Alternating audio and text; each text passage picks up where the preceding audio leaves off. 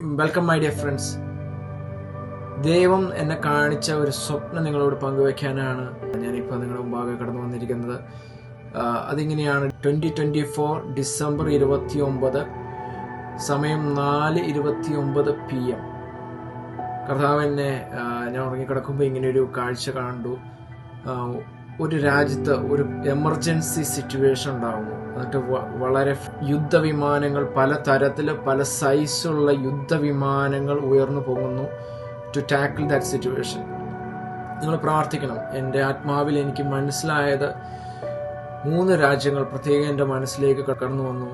അത് USA, India and Israel.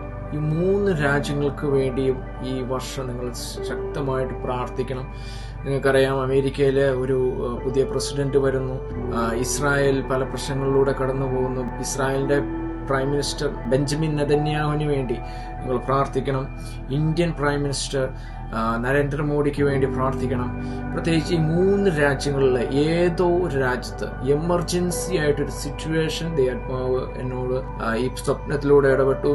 ഈ emergency situation tackle ചെയ്യുവാൻ ഈ ഭരണാധികാരികൾക്ക് ദൈവം കൃപ നൽകേണ്ടതിന്, വിസ്ഡം നൽകേണ്ടതിന്, അല്ല സ്ട്രെങ്ത് നൽകേണ്ടതിന് നിങ്ങൾ ഈ രാജ്യങ്ങൾക്ക് വേണ്ടി പ്രാർത്ഥിക്കുക എന്നത് ദൈവം നമ്മളെ പരിമേൽപ്പിച്ചതാണ്.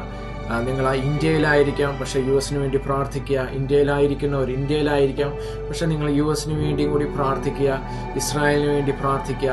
അതെല്ലാം വളരെ ഇമ്പോർട്ടൻ്റ് ആണ്. ഈ 3 രാജ്യങ്ങളിലും ഞാൻ വിശ്വസിക്കുന്നു, ഈ ലോകത്ത് വലിയ ഇൻഫ്ലുവൻസ് ചെയ്യാൻ ദൈവം ഉദ്ദേശിക്കുന്ന 3 രാജ്യങ്ങളാണ്. ഹല്ലേലൂയ, സ്തോത്രം. ഈ 3 രാജ്യത്തിൽ ഏതോ ഒരു രാജ്യത്ത് വലിയ എമർജൻസി വരാൻ പോകുന്നു. ഇതൊരു ടെററിസ്റ്റ് അറ്റാക്കോ അല്ലെങ്കിൽ മറ്റൊരു രാജ്യം ഈ രാജ്യത്തെ അറ്റാക്ക് ചെയ്യുന്നത് എന്തോ ഒന്ന് ഈ അടുത്ത നാളുകളിൽ സംഭവിക്കാൻ പോകുന്നു എന്ന് ദൈവത്തിൻ്റെ ആത്മാവ് ഓർമ്മിപ്പിക്കുന്നു.